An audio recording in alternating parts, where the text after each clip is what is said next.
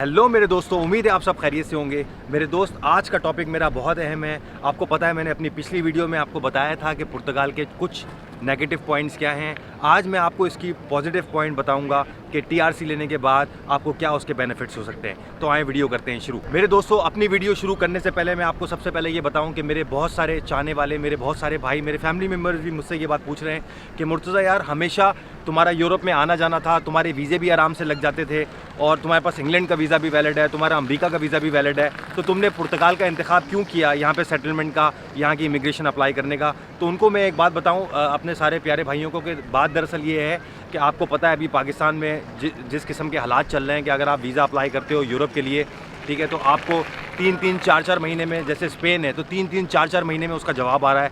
और जिन लोगों की ट्रैवल हिस्ट्री बहुत अच्छी भी है वो भी लोग रिफ्यूज़ हो रहे हैं।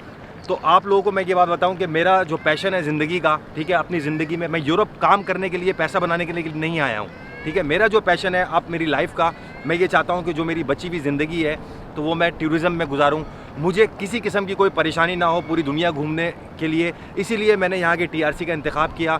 जब मैं चाहूँ स्विट्ज़रलैंड जाऊँ, जब मैं चाहूँ नॉर्वे जाऊँ, जब मैं चाहूँ नीदरलैंड जाऊँ, जब मैं चाहूँ पेरिस जाऊँ, जब मैं चाहूँ फ्रांस जाऊँ। तो इसीलिए मैंने सोचा कि यार क्यों ना अब मैं कोई ऐसा काम करता हूँ ताकि मेरे आने जाने में ये जो वीज़े की रुकावट आती है ये ख़त्म हो जाए, ठीक है। पुर्तगाल का इंतखाब मैंने क्यों किया? पुर्तगाल का इंतखाब मैंने इसलिए किया मेरे भाइयों, क्योंकि ये पूरे यूरोप में एक वाहिद ऐसा कंट्री है जो बहुत आराम से, बहुत ईजीली आपको जो है यहाँ के पेपर मिल जाते हैं। तो आप वो मेरे प्यारे भाई जिनका सपना है पूरी दुनिया घूमने का, तो वो आराम से पूरी दुनिया अपनी घूम सकते हैं। अच्छा मेरे दोस्तों, एक बात मैं आप लोगों को और बताऊं इसके हवाले से कि जैसा कि आप लोगों को पता है कि अमेरिकन जो हैं वो बहुत सारे यहाँ रिटायर भी मौजूद हैं और अमेरिका की फेवरेट डेस्टिनेशन भी पुर्तगाल है टूरिज़म के पर्पज़ से। और बहुत सारे मैंने देखे हैं यहाँ अमेरिकन भी आए हुए रहने के लिए। तो उसके हवाले से मैं आपको बताऊं कि अभी ये वेबसाइट पे तो नहीं आया है, लेकिन जो गल्फ़ की न्यूज़ है उसके हिसाब से कि अमेरिका जो है वो प्लान कर रहा है कि जो लोग पुर्तगीज़ नेशनल हैं या जिन लोगों के पास जो लोग पुर्तगाल में सेटल हैं उनको ऑन अराइवल किया जाए अमेरिका के लिए। तो ये सब उन लोगों के लिए गुड न्यूज़ है जो कि पुर्तगाल का पासपोर्ट या रेजिडेंसी रखते हैं कि बहुत जल्द इंशाअल्लाह ताला आप लोगों को अमेरिका जाने के लिए वीज़े की ज़रूरत नहीं होगी, आप लोगों का सारा काम ऑन अराइवल हो। अच्छा मेरे दोस्तों, सबसे पहले मैं आपको टीआरसी का पहला फ़ायदा बताऊं कि ये वो वाहिद ऐसा कंट्री है कि जब आप यहाँ की टीआरसी टेम्परेरी रेजिडेंस कार्ड भी यहाँ का ले लेते हो तो अपने फादर, अपने मदर, अपनी बेगम, अपने बच्चों को बुला सकते हो। लेकिन उसके लिए मैं आपको सबसे पहले ये बात बताऊं कि देखें, कोशिश करो कि आप पैसा कंसिडर नहीं करो, ठीक है ना। यहाँ पर आके आप कोशिश करो यहाँ की सरकार को ज़्यादा से ज़्यादा टैक्स दो, जितना हो सके टैक्स दो, ताकि आपको आपकी फैमिली बुलाने में कोई मुश्किल परेशानी ना हो और आपकी फैमिली आराम से आ सके। सबसे पहला फ़ायदा तो इसका ये है। और दूसरे फ़ायदे के हिसाब से अगर मैं बात करूं तो ये कह सकता हूं क्योंकि हमारे मुल्क में मट्टी बहुत है, हमारे मुल्क में जो है वो गन पॉइंट पे छीनम झपटी बहुत है, तो एक तरीके से आपकी ज़िंदगी भी यहाँ सेफ़ रहती है। अच्छा मेरे दोस्तों, दूसरा फ़ायदा आपको टीआरसी का ये बताऊं कि अगर आपके कंट्री में जैसे कि आपके पास इंटरनेशनल ड्राइविंग लाइसेंस है तो वो यहाँ पर बहुत आराम से चेंज हो जाता है, ठीक है। इतनी मुश्किल परेशानी नहीं होती। उसकी गवर्नमेंट की छोटी सी फ़ीस है वो आप पे करते हो और यहाँ पे मज़े से यूरोप में गाड़ी चलाते फिरते हो। उसमें इतनी कोई आपकी टैक्स की रिक्वायरमेंट भी नहीं है। आप आराम से यहाँ पे डिलीवरी का काम कर सकते हो, आप अपनी बॉस की जो है वो ड्राइवरी कर सकते हो और बहुत सारे ऐसे काम है, ग्रॉसरी जो है वो आप लाना ले जाना कर सकते हो, ठीक है। और अगर आप कोई अपना बिज़नेस खोलते हो, अपनी शॉप खोलते हो, तो उसके लिए भी जो आपको यहाँ पे लोकल बसों का सफ़र करना पड़ता है वो चीज़ भी ख़त्म हो जाती है। आपके सारा काम आपके हाथ में होता है। मेरे दोस्त, तीसरे फ़ायदे के बारे में अगर मैं आपको बताऊँ तो ये यूरोप की यानी कि पुर्तगाल की टीआरसी लेने के बाद आप 44 कंट्री, 44 कंट्री में विदाउट वीज़ा जा सकते हो, जो कि मेरा पैशन है, जिस वजह से मैं यहाँ पर आया हूँ। चाहे आप नॉर्वे जाओ, डेनमार्क जाओ, स्वीडन जाओ, आप किसी भी कंट्री में जाओ, फ्रांस जाओ, पेरिस जाओ, आपको किसी किस्म के वीज़े की ज़रूरत नहीं है, किसी किस्म की लाइनों में लगने की ज़रूरत नहीं है, ठीक है। अभी रिसेंटली मैं पाकिस्तान से जब आया तो मैंने देखा और अभी भी देख रहा हूँ, मेरे पास जो आप लोगों के मैसेज आ रहे हैं कि कितना मुश्किल से इवन कि कुछ बंदों के 4-4 स्विट्ज़रलैंड के वीज़े लगे हुए थे, उसके बावजूद भी उसको रिफ्यूज़ कर दिया गया। तो इस चीज़ से आप कम से कम निकल आते हो। जब चाहे आप टिकट खरीदो और उस कंट्री में जाके फ्लाई करो। मैं कहता हूँ अब पूरी दुनिया से आप कनेक्ट हो जाते हो। इससे अच्छा बेनिफिट मैं नहीं कहता कि कोई और हो सकता है। ये पुर्तगाल एक ऐसा वाहिद कंट्री है जो आपको आराम से टीआरसी दे देता है। अच्छा मेरे दोस्तों, एक बात आप लोगों को और बताऊँ, जब मैं यहाँ पर आया तो मैंने यहाँ पर आने के बाद ये बात नोट की है, जैसा कि यहाँ का कानून कहता है कि आपको जब टीआरसी मिल जाए या टीआरसी से पहले भी आप पुर्तगाल को नहीं छोड़ सकते जब तक आपको पीआर या पासपोर्ट ना मिल जाए। तो बहुत सारे मेरे वो प्यारे भाई वो भी सुन लें कि वो ये कंट्री छोड़ के Spain, Italy, France, Norway, Belgium पैसों के लिए वहाँ पे काम कर रहे हैं, और डबल डबल पैसे कमा रहे हैं, और जहाँ उन्होंने साइड में टैक्स वालों को लगाया हुआ है कि आपका कॉन्ट्रैक्ट लेके टैक्स भरता रहे। तो मैं उनको एक बात बता दूँ, ये सैफ को, यहाँ की जो इमिग्रेशन डिपार्टमेंट है, इसको हर चीज़ पता है आपके बारे में कि आप लोग क्या क्या कर रहे हो। एक मिसाल दे दूँ मैं छोटी सी, लेकिन यहाँ पे नरमी हुई हुई है, उसकी वजह से ये लोग आप लोग कुछ नहीं कर रहे हैं। लेकिन अगर आपकी इन्वेस्टिगेशन लग गई तो 1 मिनट का काम है इनका पता लगाना।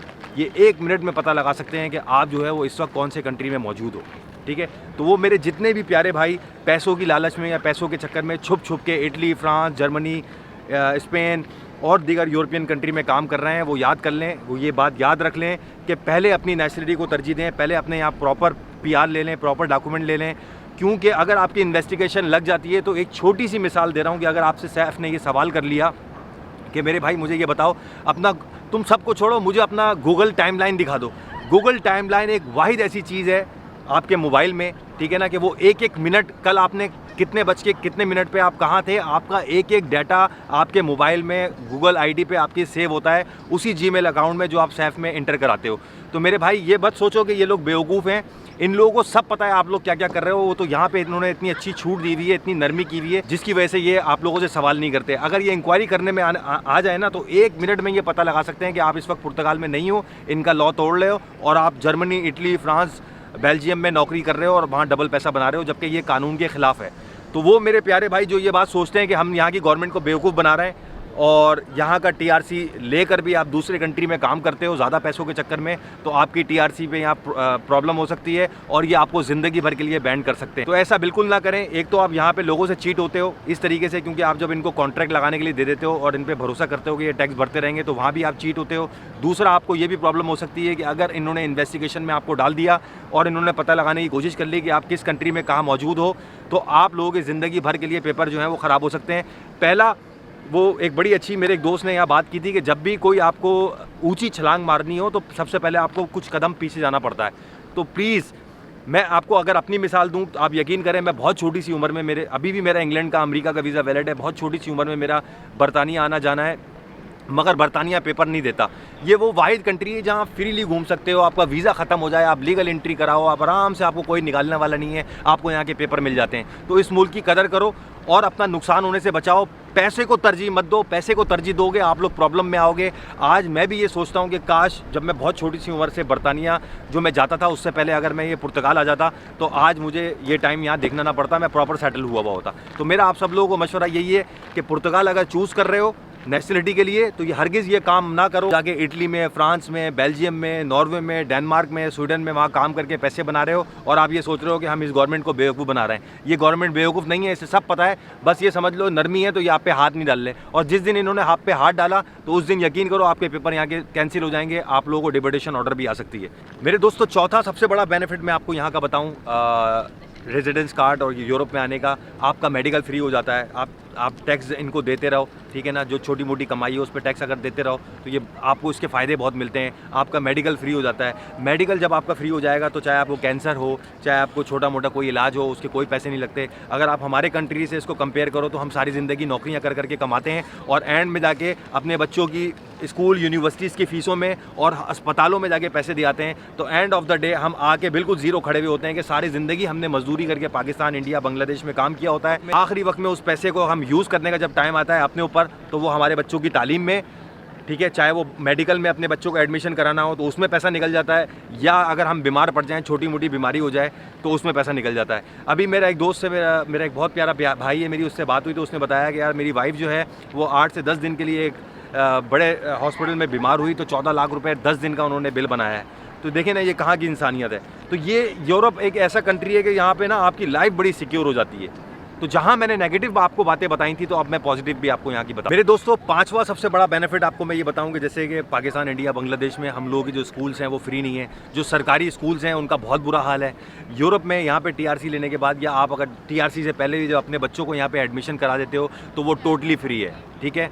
आपके बच्चों को इंग्लिश भी पढ़ाई जाती है वहाँ पे, पुर्तगीज़ भी पढ़ाई जाती है, स्पेनिश भी पढ़ाई जाती है, ठीक है, और दीगर लैंग्वेज पढ़ाई जाती हैं। अगर मैं अपनी बात करूँ तो जिस स्कूल में मैं था तो हमें सिर्फ ये पढ़ाया गया, पाकिस्तान में हियो भोलड़ो आए, सिर्फ हिंदी पढ़ाई गई, ना कि हम लोगों को ये पढ़ाया गया कि अगर हम लोग वर्ल्ड में कहीं जाते हैं तो हमें फ्रेंच भी आनी चाहिए, हमें जर्मन भी आनी चाहिए। तो हमारे जो स्कूलों का हाल है वो बिल्कुल इंटरनेशनल लेवल से हट कर है।